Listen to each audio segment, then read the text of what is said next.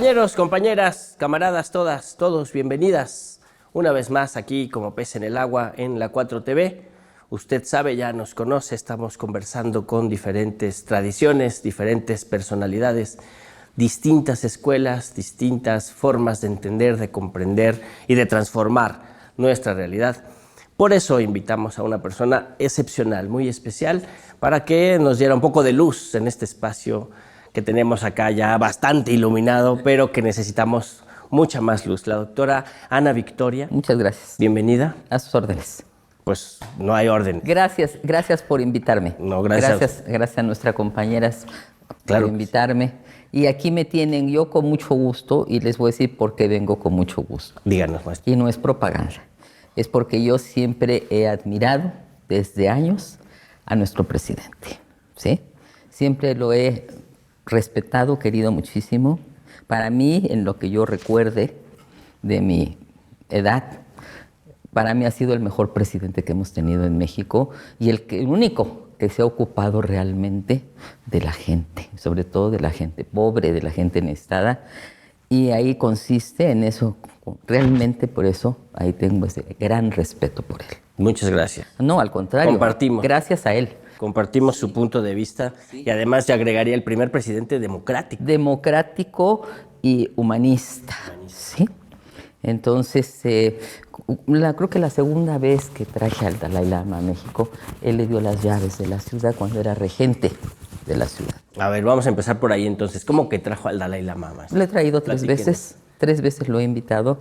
Ha venido después con otros dos grupos, pero en realidad mi labor hacia el Dalai Lama ha sido siempre de apoyo, por eso la organización que tengo de él, internacional, la organización Mahayana de apoyo al Dalai Lama. Usted es fundadora y presidenta Sí. de la Organización Internacional Mahayana. Sí. Ahora, mi trabajo realmente ha consistido, pues ya no estoy en la diplomacia que estuve antes, en varios de mis amistades, de mis amigos de entonces y de ahora, ministros, gente en ciertas posiciones.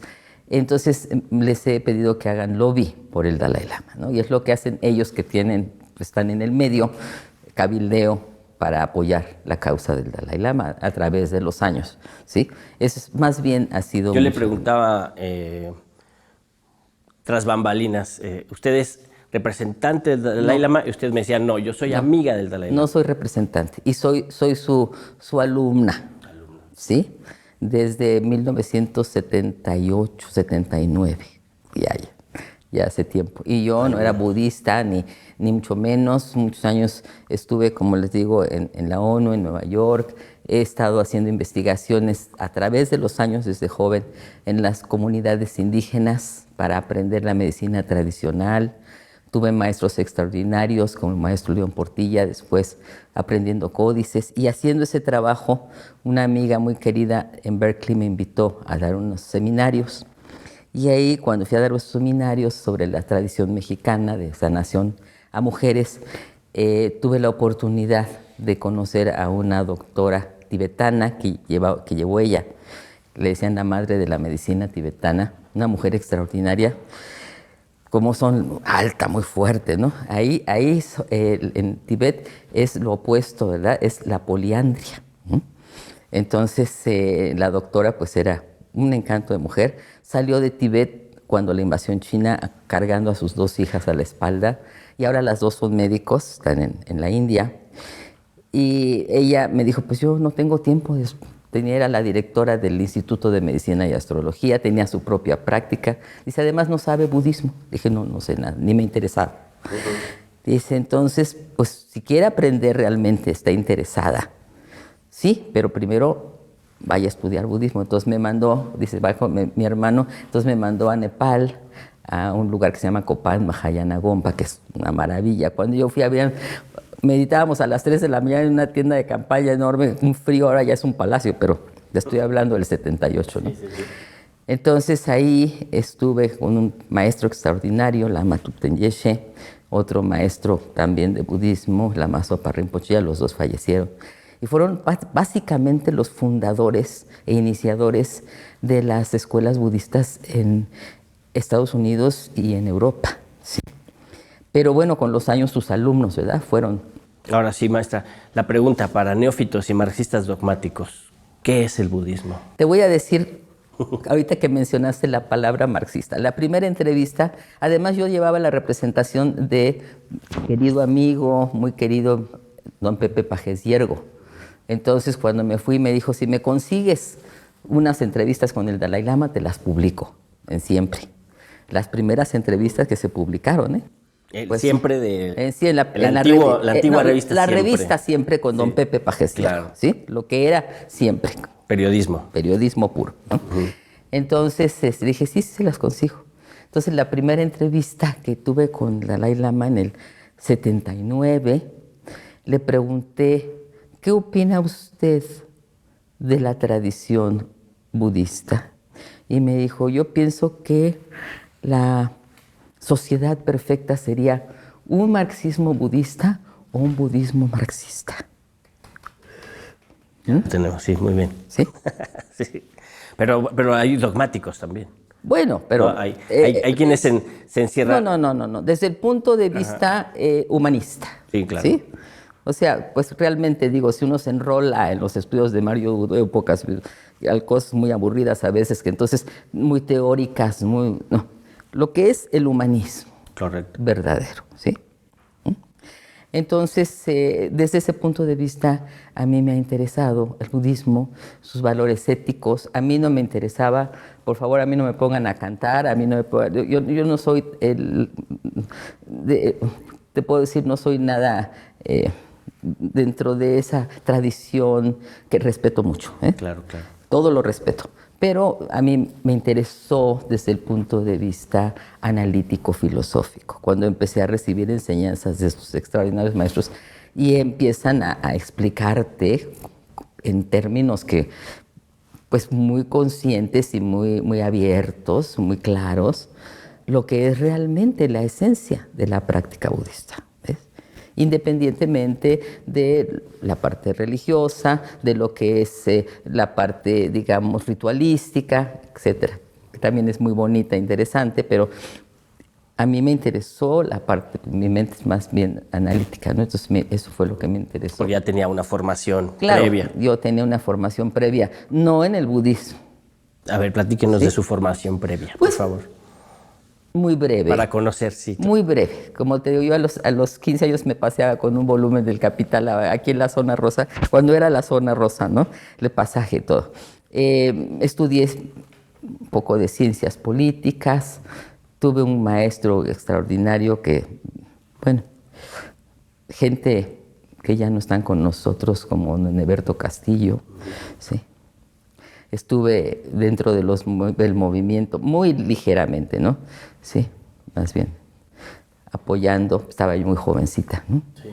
Entonces, desde entonces he estado en contacto con gente fabulosa de la tradición mexicana, de pensadores, de académicos, también de filósofos del pueblo, como decía un querido amigo y maestro, que le decía, ¿usted qué opina de los nahuales? Dijo, nahuales somos todos, ¿ves? De la tradición de México. Entonces, mi formación más bien ha sido un poco, pues, un poco también autodidacta en las comunidades. Nunca quise depender de ningún instituto ni que me pagara nadie para hacer porque entonces te quitan libertad, ¿no? Entonces, me he dedicado a través de los años a hacer una recopilación de los sistemas de medicina tradicional de México y últimamente estoy me ha costado casi 20 años terminar un tratado. Tengo otros libros, pero de lo que es la medicina tradicional de mexicana, no, de Tibet, con alusiones a lo que es una bibliografía de las propiedades de las plantas, porque es una aportación que quiero darles a las personas estudiosas, investigadores, por ejemplo, en la tradición tibetana, que es una maravilla muy amplia en la medicina, y se parece mucho a lo que teníamos antiguamente en México. Si tú ves los códices, por ejemplo, ellos emplean, pues no traje hoy documentos, pero en otra ocasión, documentos que los animales que usan, las plantas, los metales. Sí, aquí en México ya ha desaparecido mucho, pero existía toda la tradición antigua, por ejemplo, de las famosas piedras de Suárez, todo eso, que ya se perdió, realmente se perdió porque ya no existe. Que era testimonio, o es testimonio, de la relación de los pueblos antiguos con la naturaleza. Sí. Y de ahí surge una sabiduría. Con el cosmos, ¿ves? Entonces también, por ejemplo, en Tibet tienen los calendarios que todavía funcionan, ¿no? Ahorita estamos en el año del dragón, en el ciclo del dragón, ¿verdad? Entonces todavía funcionan. En México pues tenían esas tradiciones, ¿verdad? De los animales, lo mismo. Entonces para mí eso fue lo que me interesó. Soy curiosa, ¿verdad? Me interesó investigar más a fondo, sobre todo la medicina, te digo, las propiedades. Yo tengo a la vez plantas que he traído, no plantas, sino sustancias que consigo con los maestros, que es lo que le llaman la medicina sagrada tibetana, que es una maravilla, ¿no? Porque hay algunas que son unas chiquitas y pildoritas, se llaman la Rinchen Rilbu, la medicina preciosa, que la preparan con más de 360 ingredientes. Estas las preparaban, por ejemplo, para el cumpleaños del Dalai Lama y hacen unas montañas así con pildoritas y entonces los monjes, los lamas alrededor se pasan diciendo mantras día y noche. Entonces, termina una sesión y vienen los otros para no cortar el poder de la medicina. Eso no se vende ni se compra, nada más se reparte entre ciertas personas. A mí el Dalai Lama me dio un bulbo para México, ¿no? Entonces yo lo utilizo pues para ciertas personas o con gente que está muy delicada, ¿no? Que es una maravilla. Pero no soy médico, ¿sí? Soy investigadora. Exacto. ¿Sí? En etnología. Entonces no curo gente ni me dedico a eso. En algunas ocasiones les doy una sustancia para apoyarles, pero mi trabajo siempre ha sido de recopilación. Transmito, soy maestra de filosofía, sobre todo de filosofía budista y de psicología budista también, pero transmito. Entonces, a través de los años he tenido muchos amigos, alumnos, alumnas, médicos, enfermeras, científicos, y ellos aplican esos métodos. Claro. Yo no, yo les transmito la Me recuerda enseñanza. mucho algo que está ahorita muy en boga en el debate académico y científico, que es esta posibilidad de entender distinto el conocimiento, que es la transdisciplina, ¿no? Sí. Que no rechaza ninguna forma de conocer del ser humano, sino que busca vincularlas para comprender una realidad que es compleja. Pues somos íntegros, somos un precioso renacimiento humano. Por ejemplo, en la práctica hay una práctica muy interesante dentro de los sistemas o métodos budistas de Mahayana, que se llama Lamrim, que es camino gradual a la iluminación. Entonces empiezan por explicarte, por que uno comprenda lo que significa tener un precioso renacimiento humano. Entonces dicen, lograr un cuerpo, un ser humano perfecto como somos, la mayoría es, ¿no? Entonces es tan difícil lograrlo como la analogía de una tortuga ciega que solamente cada 100 años sale al océano y tiene que pasar por un aro de oro, ¿verdad? Su cabecita. Así de difícil es lograr un renacimiento humano perfecto. Hay muchos, pero... ¿El perfecto? Pero no, que tengas las características de una mente humana, como son la generosidad, la compasión, la misericordia, el amor hacia todos los seres vivientes, amigos y enemigos, claro, humanos y no humanos o animales, ¿no?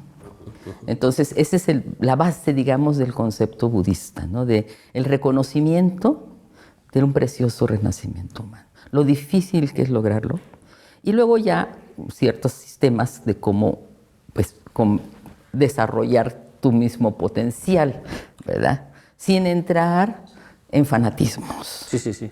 Eso se entendería.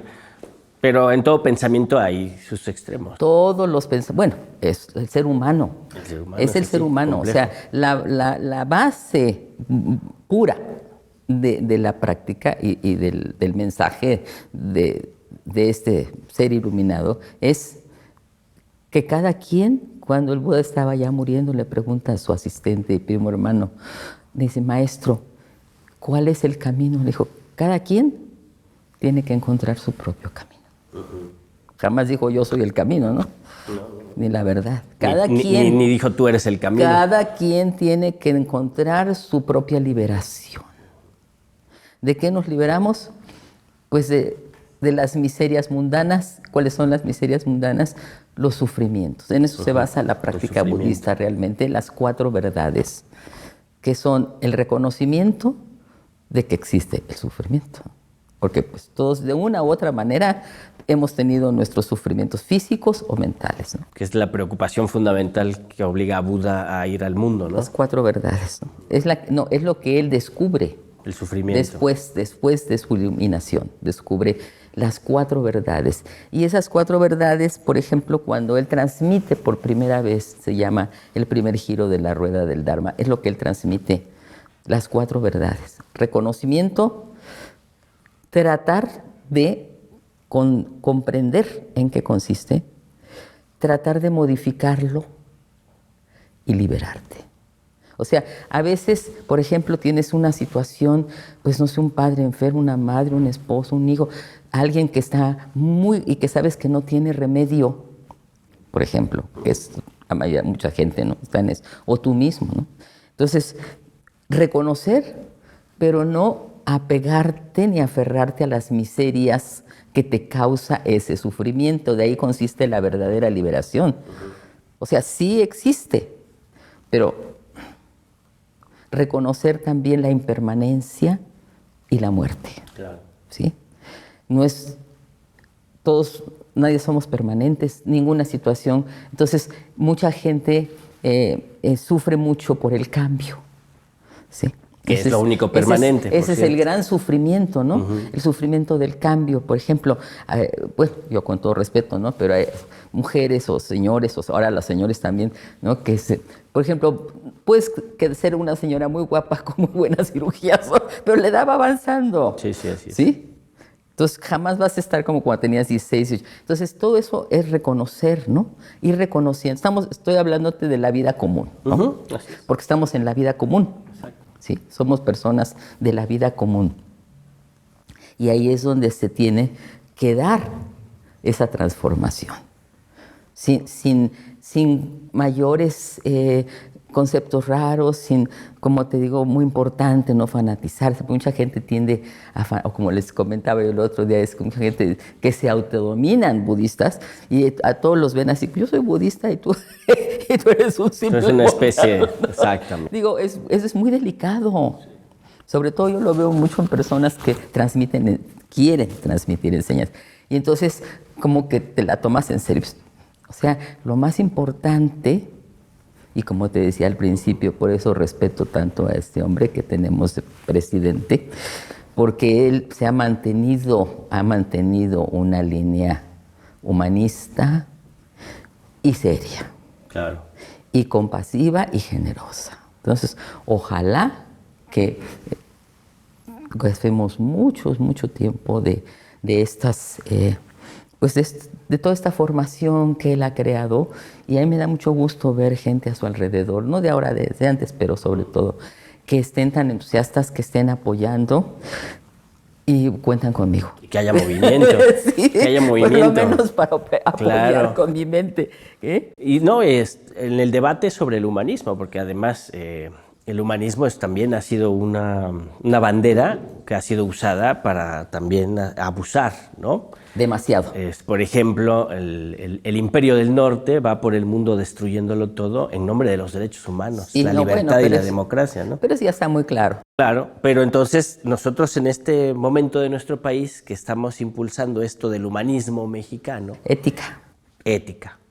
Entonces, ¿cuáles serían, digamos, los contactos, los aportes, las enseñanzas desde la Mahayana, ¿no? Sí. La tradición Mahayana, sí, hacia el humanismo mexicano? Te voy a explicar qué quiere decir Mahayana. En las tradiciones budistas son los caminos.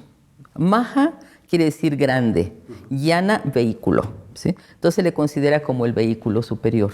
No porque sea superior de una forma derogativa a los otros, ¿no? Sino por las prácticas, ¿sí?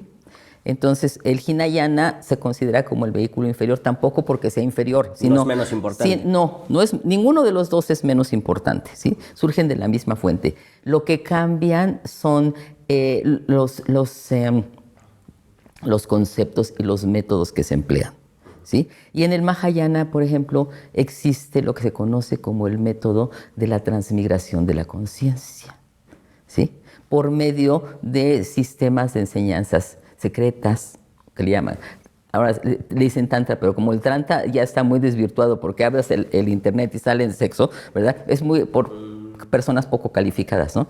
Entonces, quiere decir que por medio de estas enseñanzas que te garantizan que no ha habido quiebre, entonces que viene de un linaje inquebrantable de tradición oral, desde aquellos lejanos lugares en Tíbet, en el Himalaya, ¿verdad? Y estos maestros, como el Dalai Lama y como los maestros de él que salió, le preguntas al Dalai, ¿está usted limón? No, me dijo mi maestro. Le preguntas al maestro, no. Yo he traído tres maestros del Dalai Lama, maestros han estado aquí dando enseñanzas, una maravilla, ya todos fallecieron, ¿ves? Entonces, hemos tenido esas oportunidades, pero que son los auténticos, se llaman sostenedores de linaje, ¿sí? ¿Por qué? Porque te garantizan que no ha habido quiebre en la enseñanza ni en el linaje. O sea, no es como ahora que toman de aquí, toman de allá y crean grupos y sectas, y pura mercadotecnia. Talleres. Unos talleres. Mercadotecnia, ¿sí? Entonces, taller es otra cosa, taller es otra cosa. Ya. No, me refería a que aprenden de un tallercito y ya andan tratando de replicar, ¿no? Como dice una prima mía, es que allá en Playa del Carmen, es que todos vienen, pero todos dicen lo mismo. Le dije, porque no saben. Pues se leen los solapas de los libros, ¿no? Entonces, transmitir una enseñanza es un gran riesgo. Primero, porque tienes que respetar el linaje y asegurarle a las personas, y como te lo aseguran a ti, que no ha habido quiebre. O sea, no ha habido que a mí se me ocurre esto y lo pongo. Que es una sabiduría ancestral. Por eso. Esa es la que no se ha modificado. Esa es la garantía que tienes de que el linaje que te transmiten realmente te puede ayudar. ¿A qué vas a transmigrar la conciencia? Quitarte las miserias mundanas o sufrimientos, ¿no? Que todos padecemos de una u otra forma, pero verlos de tal manera que puedas ir pacificando. Entonces, los primeros métodos pues son de pacificación, ¿no? Porque primero necesitamos estar pacificados. Porque tienes una mente inquieta, como decía mi maestro, mente de mono loco, ¿no? Que tú sabes que a todos nos pasa que estás en un pensamiento y de repente otro te bota y luego otro, y entonces la primera es la pacificación, ¿no? En un punto fijo, no en la nada, o sea, ¿sí? En un concepto, ¿sí? Y sobre ese concepto trabajar y no permitir que la mente se te dispare tanto, y si te dispara, pues regresar de nuevo, ¿no? Pero es un trabajo, es como todo, ¿no? Es una disciplina. Exacto. Que no es porque seas muy inteligente o no lo seas. Cualquier persona es el conocimiento, el know-how, ¿no? Entonces, una vez que lo tienes, pues si quieres ser terapeuta, pues tienes que practicar terapia, porque si no, ¿eh? ¿Sí? En todo, ¿no? Entonces, es lo mismo. ¿Quieres tener una mente pacífica? Entrénala. Esa es la base, yo siento, clara del budismo. ¿Por qué? Porque verdaderamente, y te lo digo por experiencia propia, y por mucha experiencia de gente con la que he tratado, si realmente te abocas a pacificar tu mente, ya todo lo demás es ganancia. No que no te importe.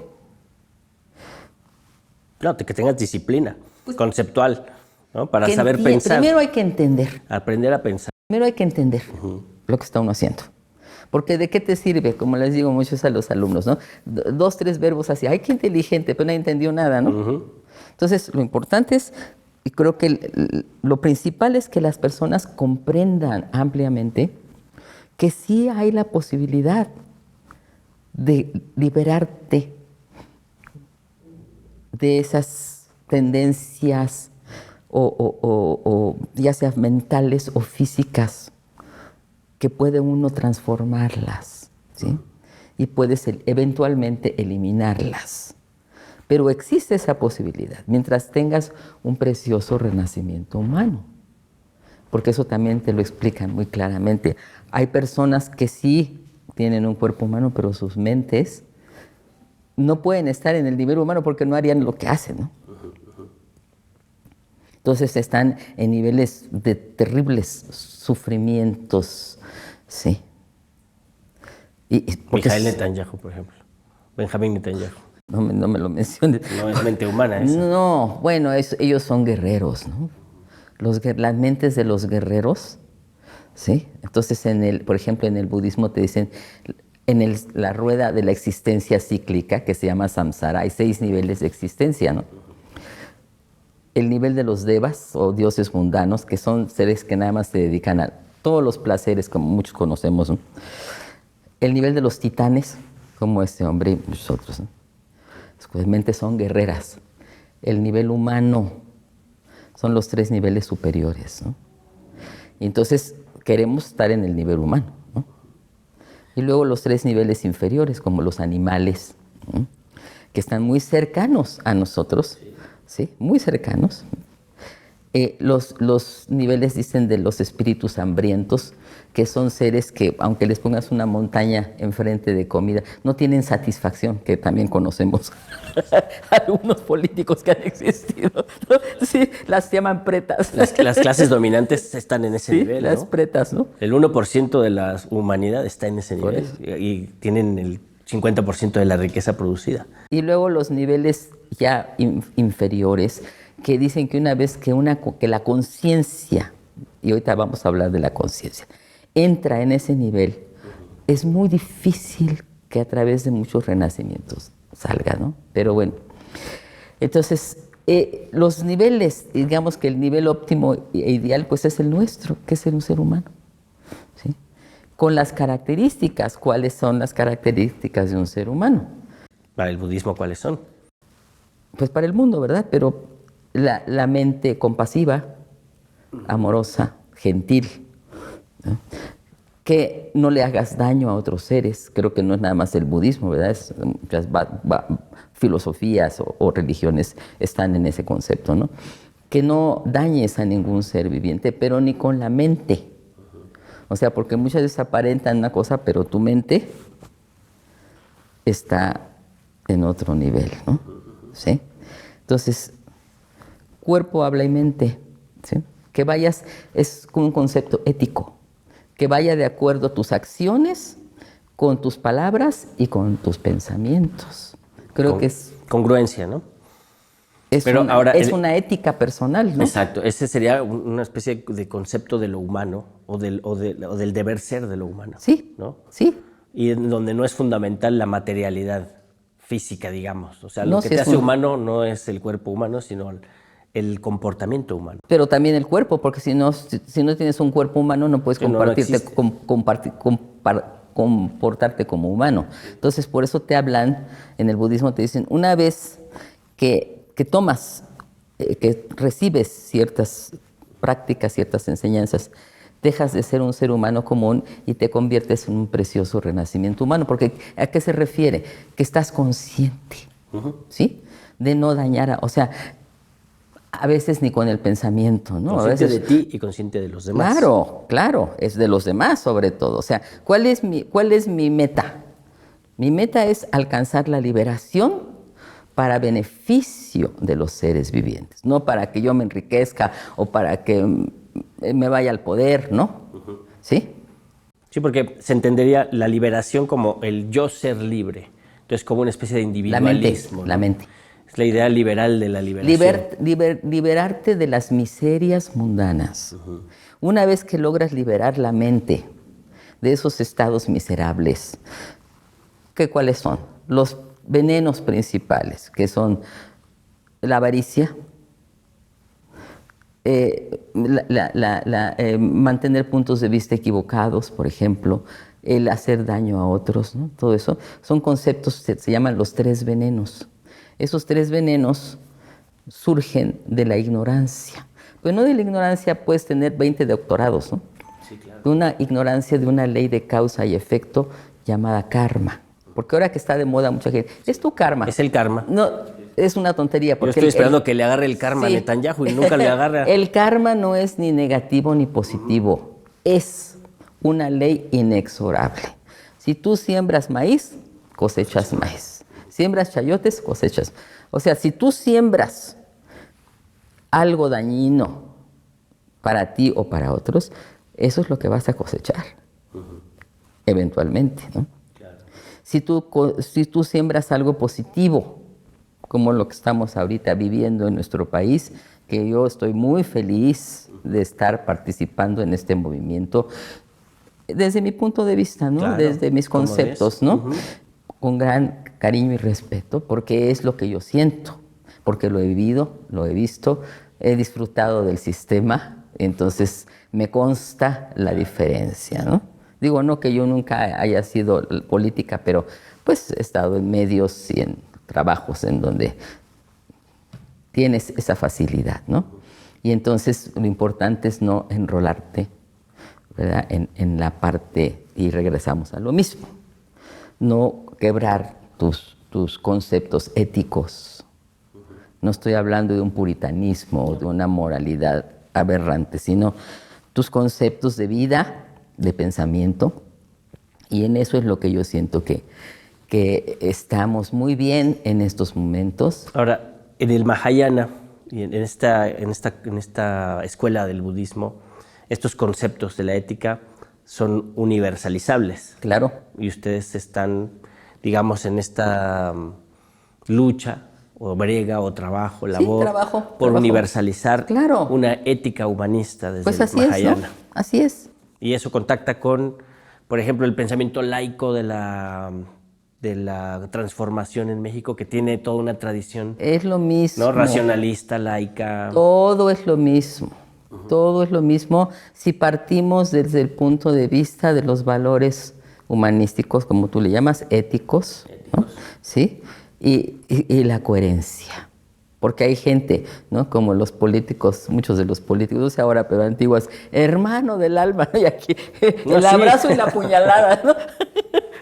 Seguramente hay mucho de eso aún, ¿no? O sea, yo claro. veo, es que es propio del ser humano, ¿no? También. Pero en momentos y en lugares específicos se ve más, ¿no? Entonces, por ejemplo, con todo el respeto que se merecen toda la oposición, pues nos ha dado unas escenas bárbaras, ¿no? Propias de comedia y de tragedia. Dicen mis alumnos, maestra, usted dice que no quiere hablar de política, ¿verdad? Pero bueno, yo tengo mis conceptos muy claros. Para ir cerrando, maestra, con eso que usted dice, ¿se puede hablar del ser humano sin hablar de política? Pues es lo mismo. Lo que pasa es que se ha malentendido el concepto. O sea, yo tengo un gran respeto por la política, por las ciencias políticas, pero como tal, no politiquería. Exacto. ¿Sí? No avaricia, no la chamba por la chamba, el hueso por el hueso, ¿no? Sino realmente si yo quiero manejar un país o quiero manejar un estado o gobernar un estado, pero ¿cuál es mi finalidad? No a ver cuánto dinero me puedo robar o a ver cuánta gente puedo manipular, ¿verdad? O que me vea yo muy importante, porque, ¿no? Entonces, ahí es donde tenemos que empezar a trabajar seriamente, y te digo, no es muy diferente de, bueno, lo que yo transmito está basado, claro, en enseñanzas budistas, pero también éticas, sin caer, repito, en el fanatismo, en el absolutismo, ¿no? Claro. Sino reconociendo de verdad quiénes somos, por qué estamos aquí, para qué. Creo que eso es lo principal, y mantener una línea tanto de pensamientos como de conducta, ¿no? como de vida, en relación no solo mío, sino con todos los que me rodean, empezando por los que me rodean. Por supuesto. Y ahí vas ampliando el panorama, ¿no? Cuando usted hablaba de la entrevista que le hizo al Dalai Lama, una de las entrevistas, sí, hablaba esto del marxismo con budismo, budismo con marxismo. Él dijo eso. Me recordaba mucho la teología de la liberación latinoamericana, exacto, ¿no? Que es justo el cristianismo con socialismo, socialismo con cristianismo, sí, ¿no? Con toque de marxismo. Pero la pregunta sería si puede haber esta teología de la liberación o ya viene en el Mahayana esa teología. Bueno, la Mahayana es la gran liberación. Más bien ya está ahí. Es lo que implica. Ya está ahí. Pero hay que aprender las bases, es Hay como que, todo, se puede ¿no? dialogar, por ejemplo, con el marxismo, con el pensamiento Claro, socialista. fíjate, hay un libro muy bueno, yo lo regalé, pero deja ver si lo encuentro y te doy una copia. Sí, por favor. Es un diálogo muy bonito, es un libro muy bonito que tiene el Dalai Lama con Desmond Tutu, ¿sí? Y sus conceptos, ¿no? O sea, y es muy bonito, muy alegórico, ¿sí? Sí, sí, sí. ¿Sí? sí, sí. Deja que lo encuentre. Por favor, y hacemos No, una es conversación un al regalo respecto. para ti, ¿no? Sí, ya que lo encuentre, porque, a ver, ¿en inglés? ¿English? Poquito, pero ya para eso hay tecnología. No, deja ver, porque sí está en español, ¿sí? Y luego la última pregunta que viene a colación de esto. No hay un Dios en el budismo, No. pero sí hay una teología. Eso ahorita me recordaste una vez que, la primera vez que traje al Dalai Lama, la traje aquí y a Costa Rica, estaba Oscar Arias de presidente. Su esposa era mi alumna, su primera esposa. Y entonces fue el Dalai Lama y entonces dijo que en el concepto budista no existe, para ellos no existe Dios ni el alma. Entonces la gente allá es muy católica, ¿no? Uf, se pararon unos... Esos son paganos. Sí, sí. Entonces, pero claro, no tradujeron bien, no es la explicación. No hay un Dios. O sea, y hay prácticas en donde se enseñan a las personas cómo estar en contacto con ciertas energías superiores, ¿no? Pero no que te conviertas en Dios ni que sean dioses, ¿no? Claro. Ni que los practicantes o los maestros son santos, ¿no?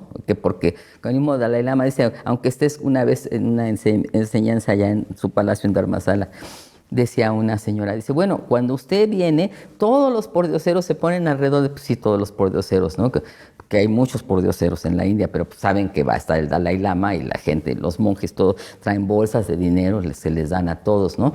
Y hay unos que te enseñan las manitas así llenas de Calajas. No, de lepra. Hay gente muy, muy difícil, ¿no? Entonces dice esta señora gringa, tenía que saber, dice, bueno, si nosotros pensamos que estamos dando esta ofrenda, pero lo hacemos mentalmente, no, le dijo. En primer lugar, no estás iluminado, ¿no? Entonces, dales dinero porque eso es lo que quieren. Lo necesitan, ¿no? Sí. Sí. Sí. O sea, hay que ser práctico en la vida, ¿no? ¿Qué necesita una persona? Hay personas que lo único que quieren es que se va a tomar o se va a drogar. Bueno, o sea, va a tomar unas chelas. Tú lo das.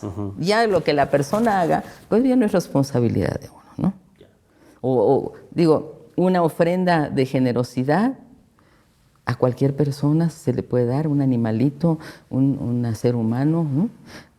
Una ofrenda de apoyo de diferente, alguien que te escucha, hay gente que hablan mucho y luego quieren que los escuchen. O sea, eso pues puedes tomarlo como una ofrenda que puedes ser de generosidad hacia alguien, ¿no? Entonces, hay muchas formas de afrontar o de observar el concepto budista. Claro. ¿Sí?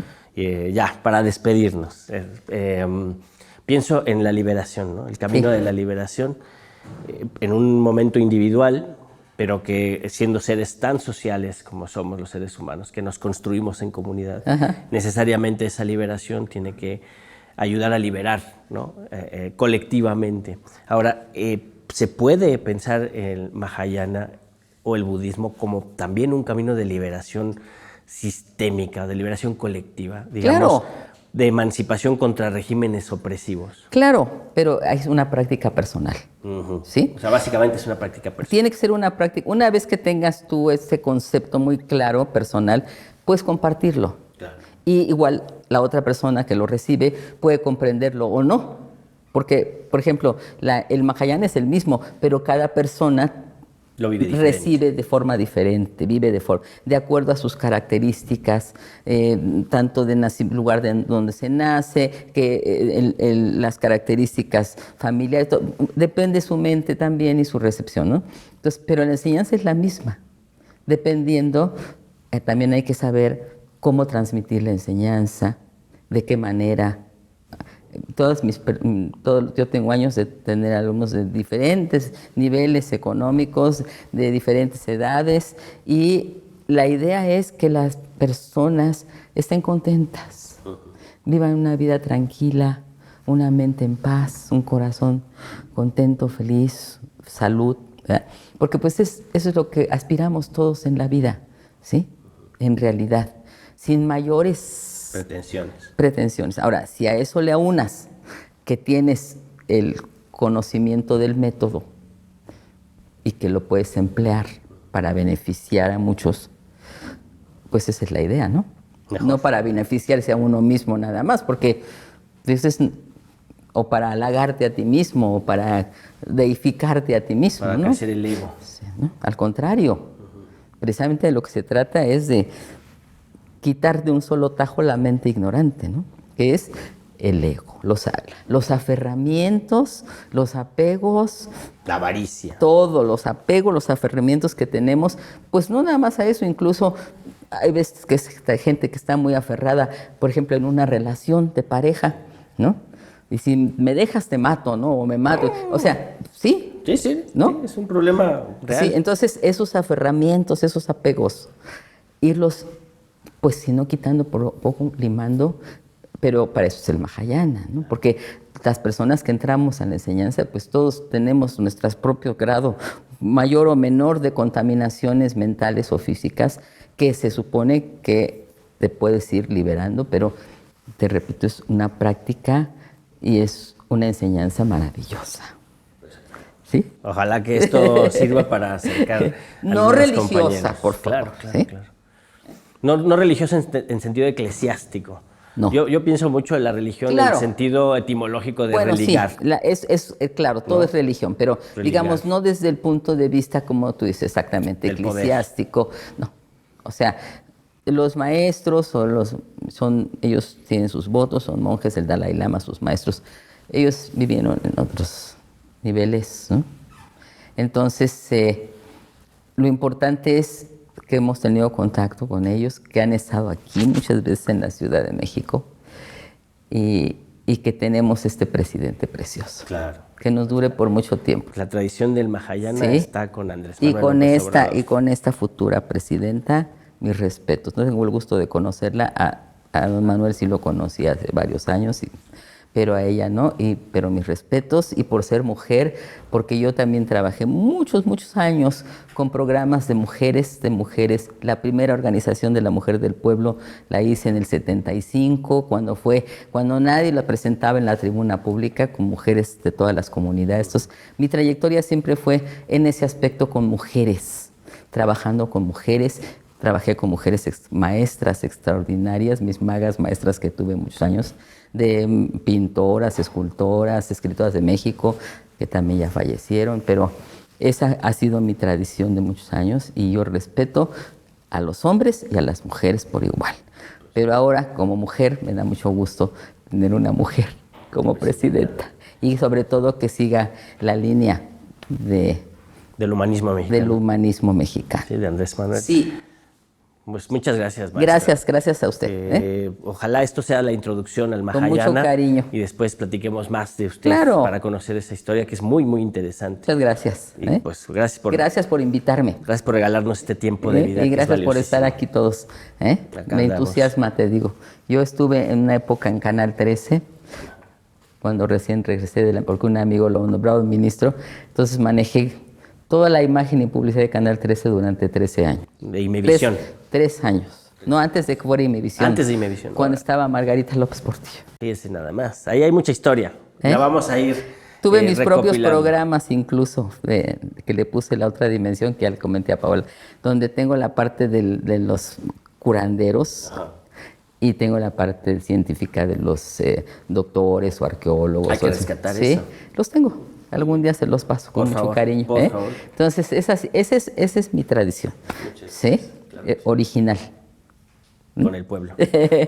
Siempre con el pueblo. Muchas gracias por estar con nosotros. Con todos nosotros. Yo siempre he querido vivir en México. Siempre. Cuando estaba yo en Nueva York, me ofrecía el director de inmigración, me llegó un día con el green card, le dije, no, pero ¿cómo? Casi me dejó de hablar. No, le dije, es que yo nunca he querido vivir. Para mí Nueva York, pues, no es tanto Estados Unidos, ¿no? Pero de ahí en fuera, y muchos lugares he vivido, pero como México, no hay dos. Exacto. No hay dos. ¿Sí? Y aquí estamos a sus órdenes. Gracias, maestra. Gracias. La maestra Ana Victoria budista, representante del No soy representante bueno, no, del Mahayana. del Mahayana. Sí. Del Mahayana, fundadora de la Organización Internacional Mahayana, que está aquí en México, y es presidenta y fundadora. De apoyo al Dalai Lama. Y pues, mi maestra de esa línea. Muchas gracias por estar con nosotros. Allá en su casita, ponga el pulgar arriba, comparta el enlace, ya ve que esto está muy interesante, ya ve que aquí hay pluralidad, hay diversidad, hay pensamiento crítico que le sirve a usted para ver el mundo y transformarlo. Indígnese profundamente de la injusticia, suceda donde suceda y a quien quiera que le suceda en cualquier parte del mundo, y participe y transformemos esta realidad en algo bonito para todas y todos. Hasta luego.